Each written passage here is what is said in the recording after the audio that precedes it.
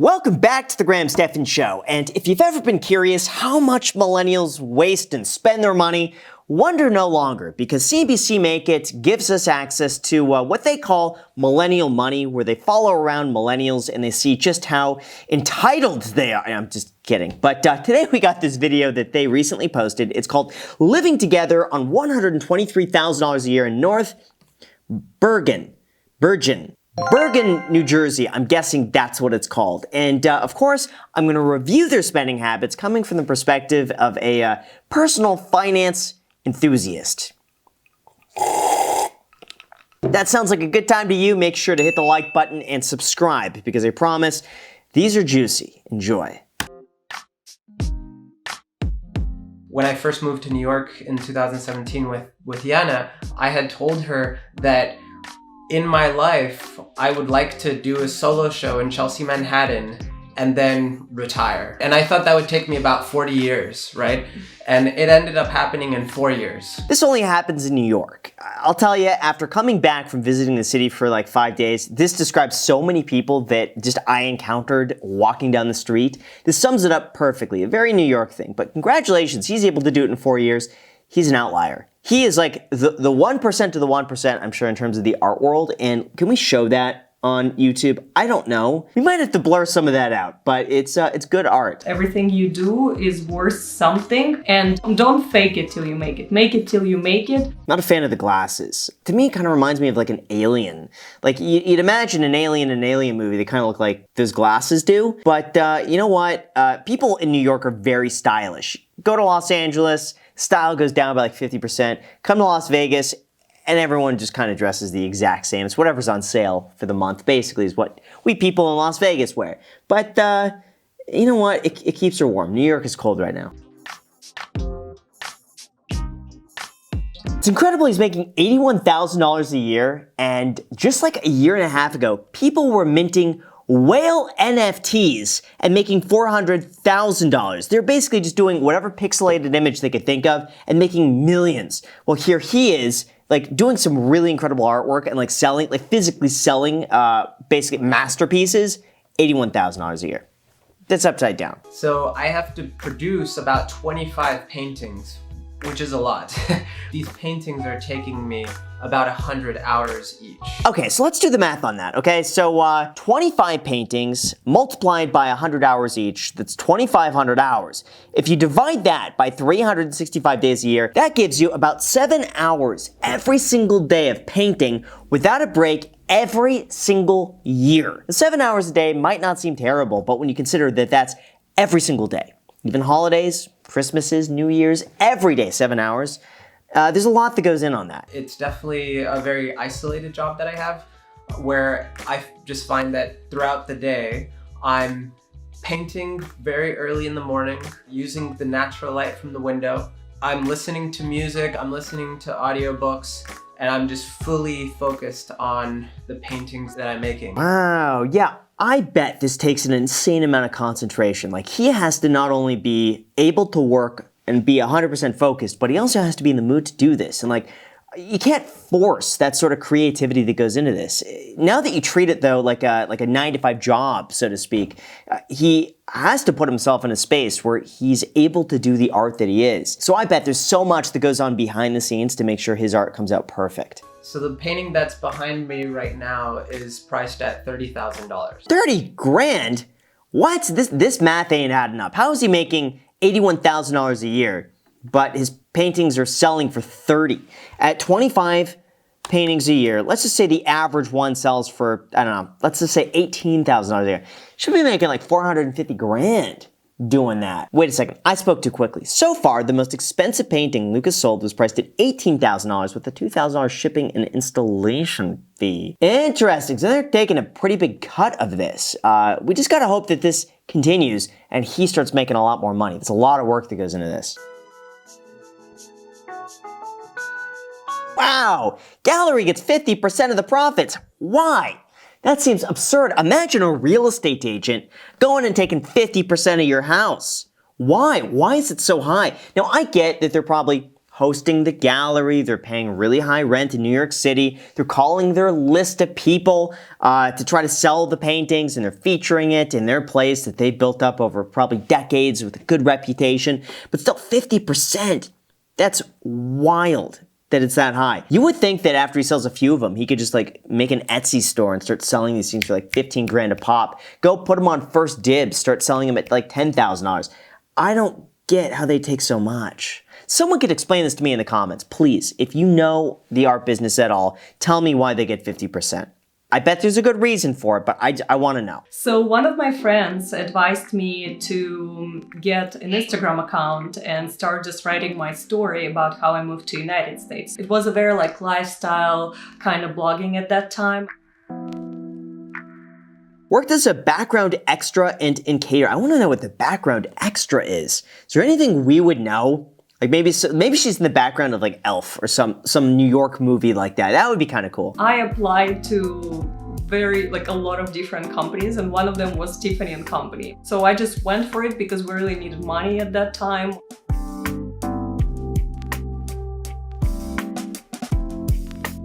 Wow, full-time blogging. Again, that's a really cool business. You could make a ton of money in that. I was trying to like boost my blogging career, and at some point I realized that if I'm not gonna leave my full-time job now, I'm never gonna be able to make this jump. Look at the shoes. They just look like they're just cut off. Like you take a saw to them and you just chop off the top. Very square.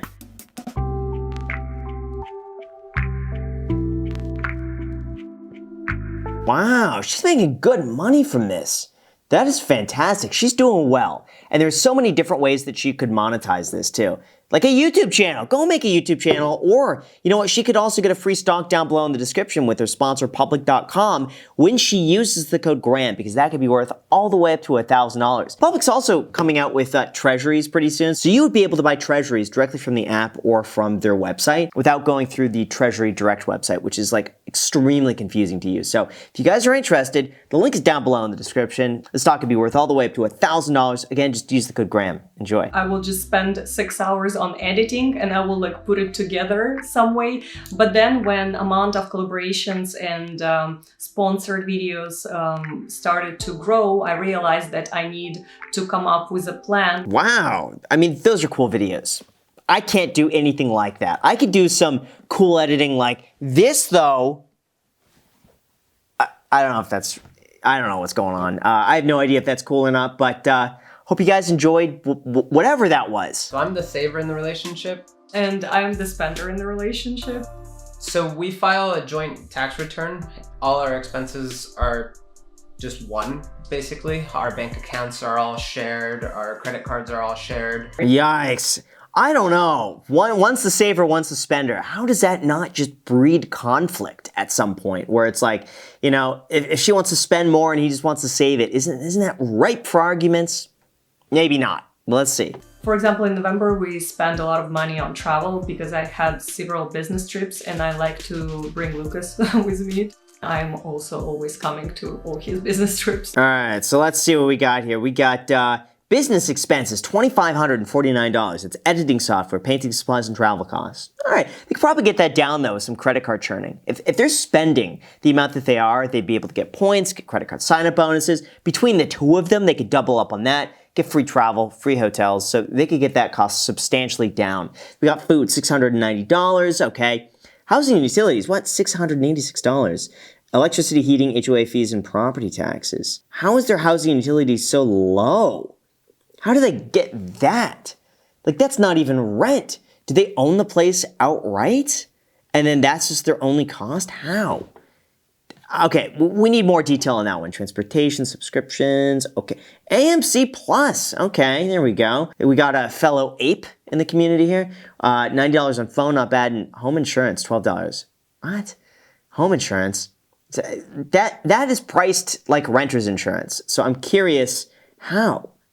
I'm curious about their housing costs. More needs to be explained there. I'm getting a lot of things for free as an influencer. If we want to go to a restaurant in New York, I just can contact them and they will be happy to accommodate us. Everything you can possibly imagine, even furniture, I can get for free, which is amazing. That's interesting. So even though she's making $40,000 a year, the value that she could get from getting free stuff could be like $20,000 a year on top of that. So it's really like she's probably bringing in $50,000 to $75,000 worth of value every year compared to the cash that she's getting. So that's not a bad business. I had an interest in art at a really early age. And on the side, I was a child actor.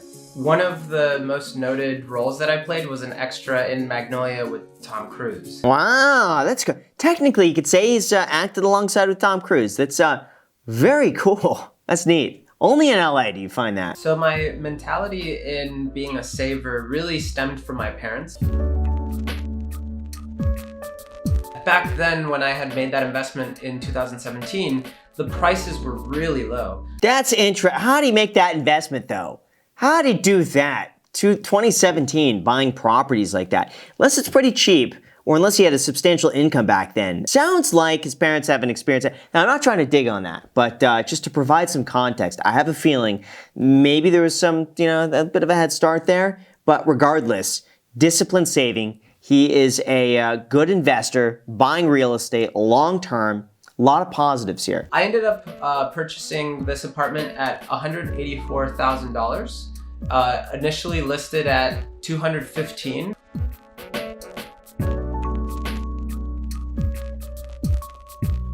Wow. Okay, well that makes sense. Okay, that explains the housing costs. Basically, he bought it cash. His only expense is to live there, like $600 a month, and then he could just save everything else. That's got to be quite freeing, especially in New York. We both were very scared that if we're going to move out of Manhattan, our careers will be ruined. Like, I don't know where we got this fear from. And honestly, we moved here and we're way much more calm right now and we have more time to dedicate to our careers. Not to mention the taxes too between New York and Jersey, right? What's New Jersey? All right, so New Jersey goes from 1.4 to 10.75%. That's so high. But New York state income tax could go up to 10.9. All right, you know what? But the minimum state tax in New York is 4%. So depending on where they fall, you're saving more money living in Jersey. We don't have a very large savings account.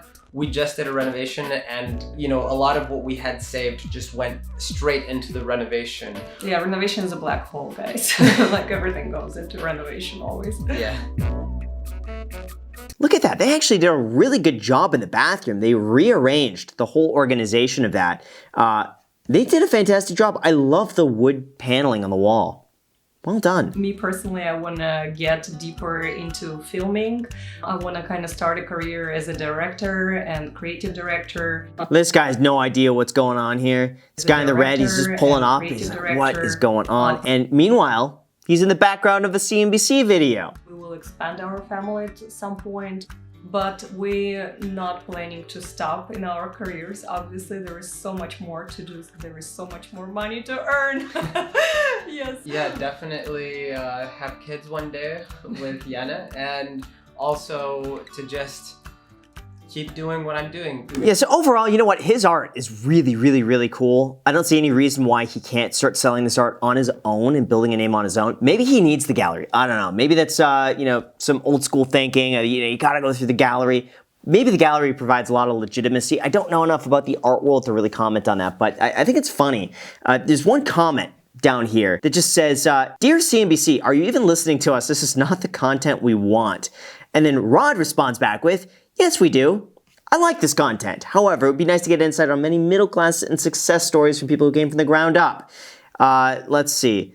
Oh my God, why New Jersey? I always love reading comments. And there were this guy, weak, with a whole bunch of down votes.